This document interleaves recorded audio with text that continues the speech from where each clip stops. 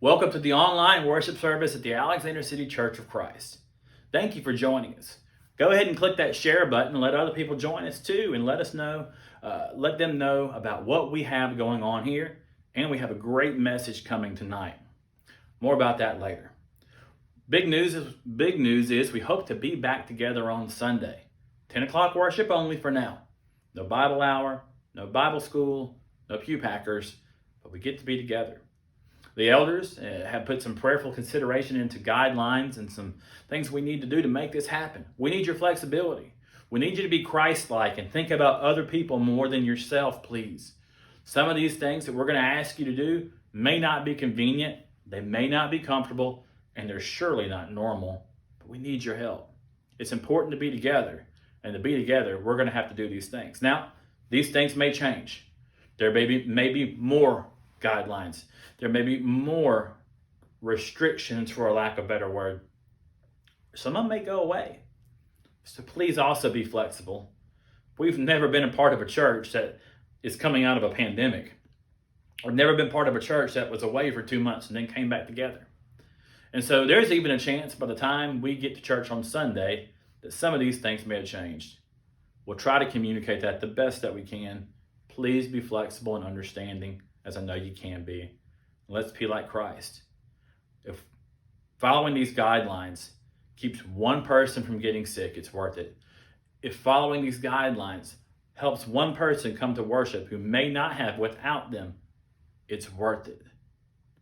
Please think like Jesus through this situation. Additional guidelines are there'll be no passing of plates.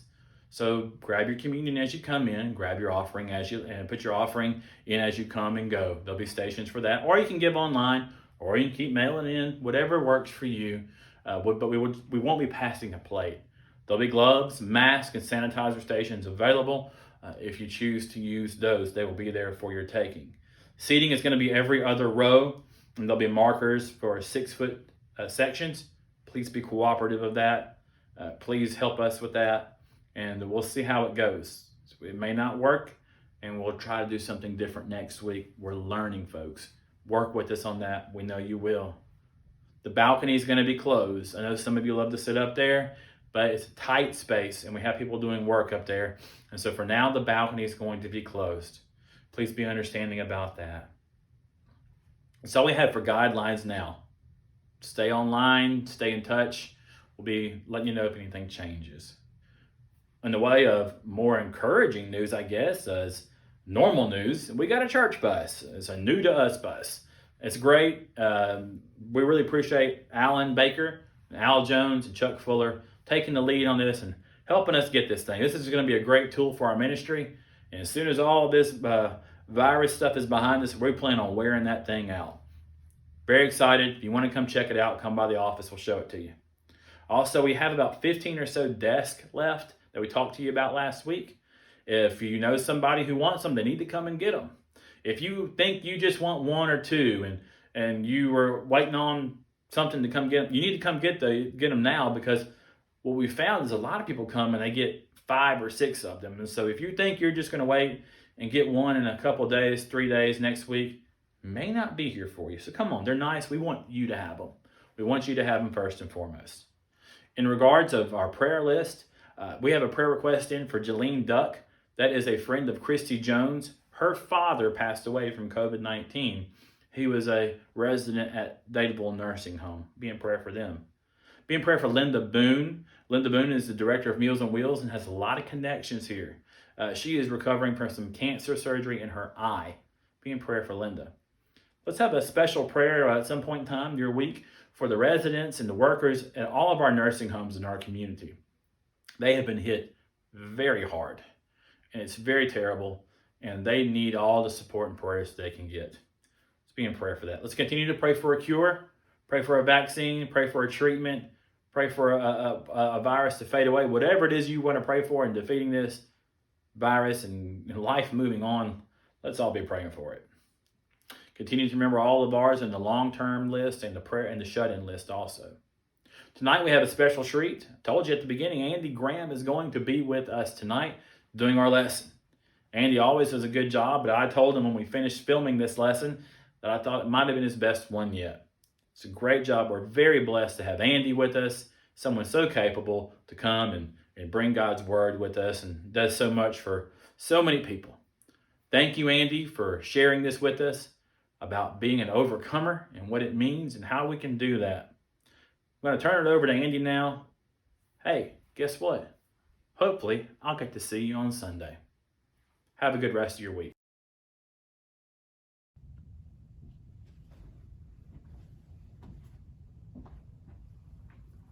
In the last month or so, looking back on everything that's happened, kind of puts me in mind of the book of Revelation. Not really because of end times or anything, but more referring to the chapters 2 and 3. There's a couple of things in chapters 2 and 3 that I think are pretty relevant to us right now. When Jesus is talking through those letters to the 7 churches, he says 2 things that are common to each church. And he talks about 2 things specifically to them. Number 1, he makes it crystal clear that no matter what you're doing, no matter what's going on in your lives, he says, God knows your works. I know your works. He says that to those 7 churches, and he says that to us today. He knows our works. He knows what we're going through on a daily basis. He knows what we go through each and every day of our lives. The other thing that he says that is common to each and every congregation, that's common to us today, is he says, to those who overcome. To those who overcome.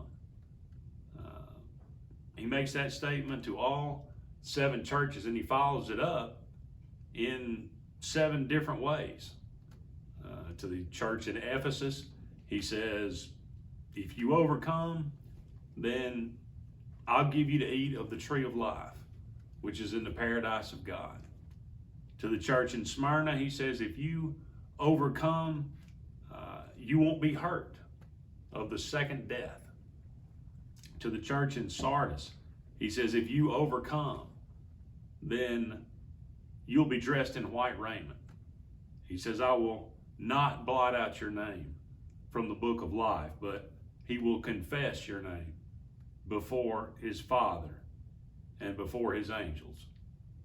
Now, it's said in 7 different ways, but it all means the same thing. If you overcome, he says, basically heaven will be your reward. He says that to those 7 churches. He says that to us today as Christians. If you overcome, then heaven will be your reward. Everything is going to be okay, is what he's saying. Again, that was his message to them. That's his message to us. You know, that word overcome is an interesting word in our English language. It can be used in a positive or a negative connotation. You might say, our armies have been overcome by our enemies in a negative way. Or you could say, we have overcome our enemies. Use it in a positive way. So what's it going to be? Are we going to be overcome? Or are we going to be overcomers? To be or not to be? That is the question. So what must we overcome? Well, simply put, we must overcome life. We need to overcome the world's influence, and we need to overcome sin. From the time we're born, all throughout our lives, we deal with struggles. We deal with challenges. We deal with obstacles. There are things in our way that we must overcome. Some of us deal with physical struggles. Some of us deal with emotional struggles. Some of us deal with spiritual struggles. The physical things, there's certainly there's no restrictions for that. There's no age limit for physical problems. They happen to everybody at some time or another. How many times do you turn on the TV, you see a commercial for some poor, innocent child dealing with cancer? It's heartbreaking to see that kind of thing. The struggles of life that we all go through. As we get older, this human body breaks down. That's just the way that it's meant to be. It's not meant to last forever. That can be one of the more difficult things that we deal with in life, is just getting older, not being able to do the things that we used to do. Some of us deal with temptation. All of us deal with temptation. It's just different kinds of temptation. Some of us deal with addiction. Some of us struggle with the emotional loss of a loved one. There are 1,000 different things. Right now, a lot of people are dealing with loneliness. A lot of people are dealing with isolation. This bothers a lot of people, a lot more than others. But these are the kind of things, these are some of the struggles that we are challenged to overcome right now in everything that's going on in the world. Whatever it might be, we must strive to overcome it. That's what we're challenged to do, to be overcomers. One of the greatest overcomers in the Bible was Job. Brendan did a great lesson last week, a lot about Job and everything that he had to go through. In chapter 14, Job said, "Man that is born of woman is of few days and full of trouble." Not exactly a cheery outlook on life, but nonetheless, a lot of truth to what he said. There's just no getting around it. Life is going to be full of trouble at times. There are going to be tough times in life. We're going to deal with struggles. We're going to deal with obstacles. How are we going to deal with them? That's the real question. That's the important question. And Job could probably empathize with anything that we're going through. He dealt with physical problems, emotional problems, spiritual problems. So it doesn't matter if you're a teenager or if you're 80 years old or all points in between. We're all going to have struggles, and we're all going to have challenges that we need to overcome. The world's influence, that can be one of the greatest challenges to overcome. We don't have really a choice. We all live in this world. But in 2 Corinthians 6:17, we are called to come out from among the world and be separate. Come out from among the world and be separate. We as Christians need to be noticeably different from those around us. We need to talk differently. We need to act differently. We need to respond differently to everyday life. Now, rest assured, the world, it's got an answer for all of your problems. Are you having a difficult time in your marriage? The world says, just get a new partner. Are you unhappy? The world says, do whatever it is that makes you happy. Don't worry about the consequences. Don't worry about if it's right or wrong. If it makes you happy, do it. Are you unsuccessful? Lie, cheat, steal. Do whatever it is you have to do to be successful. These are the kind of things that the world, these are the answers that it puts forth to all of your problems. Now those are the ones that, we all hear about, we all are familiar with. Those are the bold ones. What about the ones, though, that are a little like the whispers of the world? It's influence, like sexual immorality is commonplace. Why stand against it? It's okay to watch this movie or that TV show, even though it glorifies something that's deplorable. It's funny. So therefore, maybe it's easier to excuse it. Times are changing. That sin isn't really even a sin anymore. It's normalized now. That's one of the devil's greatest tools, to normalize something. If he can make it normal, and if it can be normalized among society, that's just a stone's throw away from acceptance. And then that leads to glorification.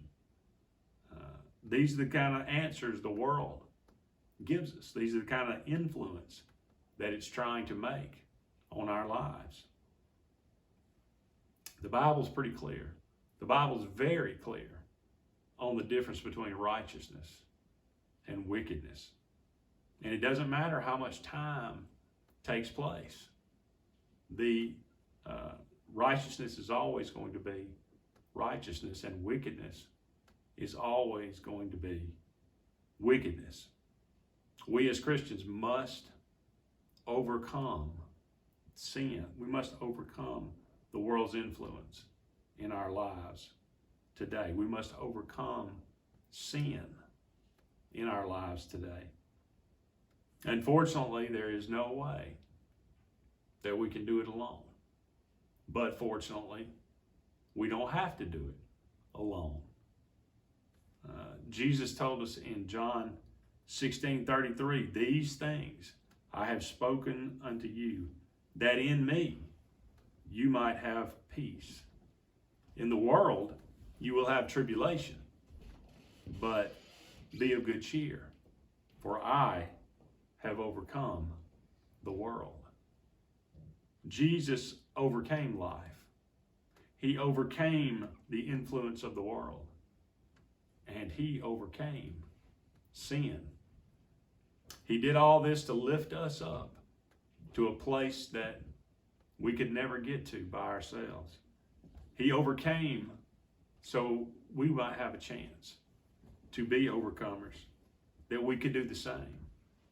He overcame sin so that we might have the opportunity to be with him, to get to that place called heaven if we overcome. We can never be really what he was. We can never be perfect, but we can be overcomers. We can follow his example. We can be like him because he has overcome the world. Notice in the book of Revelation, the word overcome is used in the present tense. It's not a past tense thing. It's a constant thing. The King James uses overcometh. The other translations use the word overcomes. It's present tense. It's a constant thing that has to happen over and over again.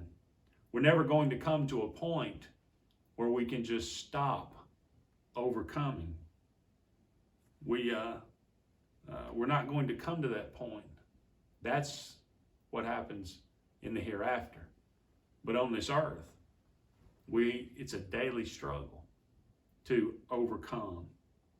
That's why heaven's talked about as a place of rest. When we get there one day, there'll be no more challenges to overcome. But that's not the way it is here on this earth. In March of this past year, it was 22 years since I was in a car accident that left me paralyzed. I have now been like this for as long as I was like a healthy young man, 22 years. A lot of people ask me all the time, how do you overcome something like that? And the honest answer is, I don't know, because I'm not there yet. Every day that I wake up, it's an opportunity to try to overcome the situation. Every day that you get up, is an opportunity for you to overcome the struggles and the challenges in your life. It's a constant, it's an everyday thing to wake up, face your problems, and try to overcome them. Certainly, I get overwhelmed at times. Everybody does. We fall down. We lose battles. But the important thing is that we don't lose the war. The important thing is that we don't ever give up. We don't ever stop trying to overcome. That's when we're in trouble. When we stop, when we give up, we stop fighting. One day, we're going to truly overcome. But that's only going to happen if we continue to try and we continue to battle here on this earth. So how do we overcome? What's the answer to that? Well, we find where do we find the strength to do that? To continue to fight, to continue to overcome when it seems like there are overwhelming odds? We find the answer to that in 1 John chapter 5, verses 3 through 5. For this is the love of God, that we keep his commandments, and his commandments are not grievous.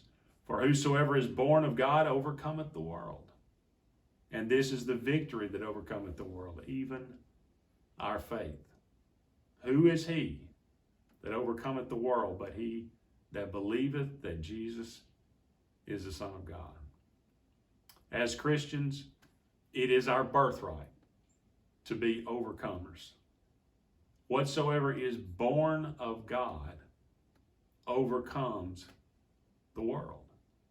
That's not a question, that's an emphatic statement. The world, that encompasses Satan, all of his minions. It covers the lust of the world, the temptations, the snares, the persecutions, all evil that's of a worldly nature. That's a lot to overcome. That is a lot to overcome. But as a child of God, we have been given the power to overcome. He goes on to say that victory comes from our faith. That's where it comes from. Our faith. Faith is the victory. Our strength and our resolve comes from our faith. You're all familiar with Hebrews chapter 11, I'm sure. The chapter of faith. We see those heroes of faith. Beginning in verse 29. It says, by faith, people passed through the Red Sea as on dry land, but when the Egyptians tried to do so, they were drowned. By faith, the walls of Jericho fell after the people had marched around them for 7 days. By faith, the prostitute Rahab, because she welcomed the spies, was not killed, and those who were disobedient. And what more shall I say? I don't have time to tell about Gideon, Barak, Samson, Jephthah, David, Samuel, and the prophets, who through faith conquered kingdoms, administered justice, and gained what was promised. Gained what was promised. To you who overcome, I will give to eat of the tree of life in the paradise of God. What was promised? Who shut up the mouths of lions, quenched the fury of flames, escaped the edge of the sword, whose weakness was turned to strength, who became powerful in battle and routed foreign enemies. We've heard all those Bible stories since we were children. But do you ever really kind of just sit back and think, wow, that actually happened? And because of their faith, they were able to overcome. They were able to do those things. What's going on in our lives that is to the point to where, God asking you to sacrifice your own child like he did Abraham? Are you dealing with something right now that would be the equivalent of Kay Ivey sending you into a fiery furnace? These are the kind of things they dealt with, and faith carried them through. I take a lot of comfort in Rahab. She wasn't exactly living a righteous life, but her faith saved her life. Maybe there is hope for me. All these people were able to overcome their circumstances through faith. Do you believe Jesus Christ is the Son of God? Do you believe that he has already overcome the world? Do you believe those things with all your heart? Then draw strength from them. Be encouraged by them. Help them to, or let them help you battle and understand you're not alone. As a child of God, you can and you will overcome the world through faith. We're also told how to overcome in Romans chapter 12, beginning in verse 19. The Bible says, "Beloved, do not avenge yourselves, but rather give place to wrath. For it is written, vengeance is mine, I will repay, says the Lord. Therefore, if your enemy is hungry, feed him. If he is thirsty, give him a drink. For in so doing, you will heap coals of fire on his head. Do not be overcome by evil, but overcome evil with good." This, of course, very plain, very simple instructions, but it's not so easily put into practice. Overcome evil with good. That sounds great in theory, but have you ever really tried to do it? Have you ever done something really nice for somebody that you know doesn't like you very much? I'll be perfectly honest with you. I don't know, or I can't really think of anybody that I would consider to be an enemy. At least I don't think. I'm certainly blessed in that way. But I think we can apply this to what we're doing today, our everyday lives. Overcome evil with good. How many times a day do we take advantage or see an opportunity to do something good and we might let it just go by?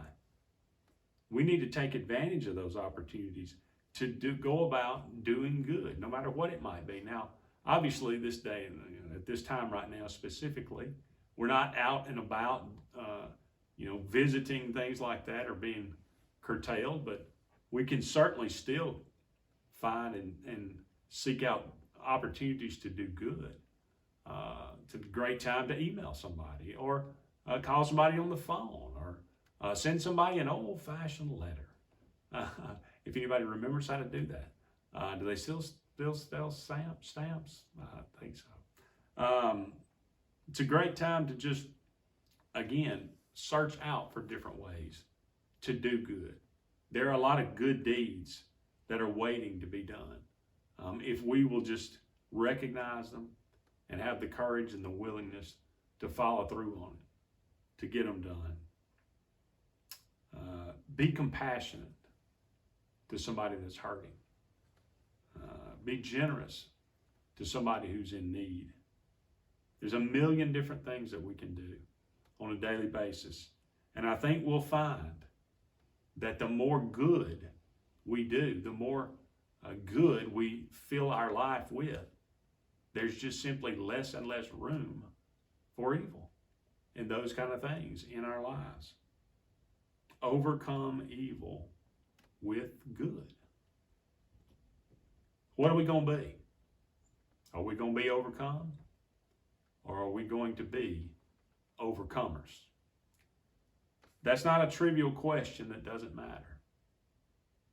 There's far too much at stake.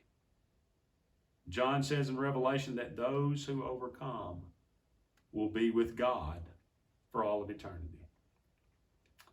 Now, unfortunately, there is another option. Those that don't overcome are going to be separated from God for all of eternity. We must overcome the world. We must overcome sin. We must overcome life. It's not going to be easy, and it's not supposed to be. But thank God that we don't have to do it alone. Jesus Christ has overcome the world. By doing so, he has given us the power to do the same. We can be overcomers through faith in Jesus. Faith is the victory that overcomes the world. We can also overcome evil with good, simply by going about doing good, filling our lives with good and overcoming evil. Do good to your enemies. Do good to your friends. Do good to strangers. Overcome evil with good. To be or not to be, that is the question. I'll leave it with you this evening.